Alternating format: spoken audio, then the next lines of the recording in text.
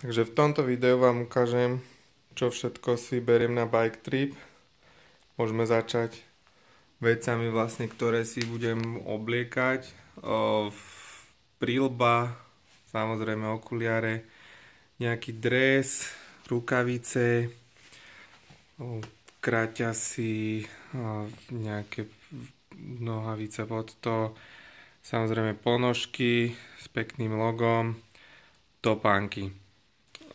Potom asi ráno bunda, nejaká multifunkčná šatka.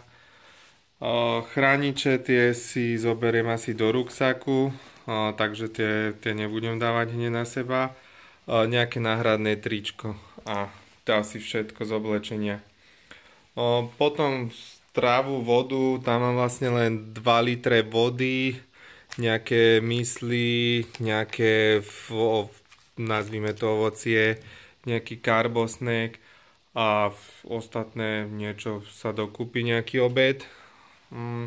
Z elektroniky GPS, kameru, kartu 32 GB, nejaké svetlá, keby náhodou prídem neskoro, battery pack, ktorý vlastne v núdzi funguje ako svetielko, káble a sluchadlá, inak tie sú super, tie si pozrite Philips, nejaké, neviem aký model presne, keby niekto chcel, môžem zistiť.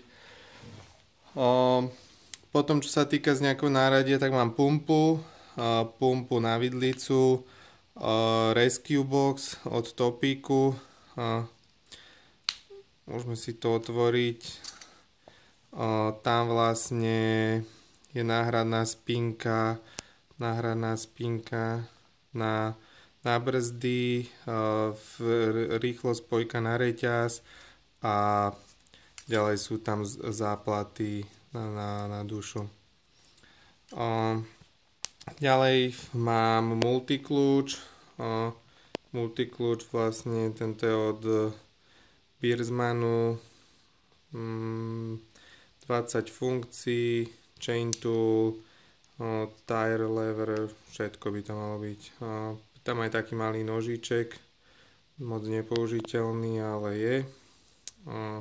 Je tam veľmi dobrý tool a to je tool, ktorý vlastne splituje brzdové doštičky, keď omylom stlačíte brzdu, keď nemáte koleso tam. Potom mám nejaké také všelijaké veci, SK pásky, elektrickú pásku a tak. A ďalej nožík, obyčajný švajčiarsky nožík, labelo na suché pery, niečo pre kamošov, psíkov, keby náhodou sa chceli moc túliť, nejakú lekárničku, základné lieky, balgín a také, a nejaké náplastia, také srandy, vreckovky a peňaženku. No a všetko to nárvem sem a vlastne idem to tam skúsiť dať a zistiť, že koľko to bude vážiť. Tak máme zbalené, dohromady všetko váži o 7,6 kg, čiže skoro 8 kg. 2 kg z toho váži síce voda a nejaké pol kilo jedla, ale aj tak možno ešte niečo vyhodím, uvidím.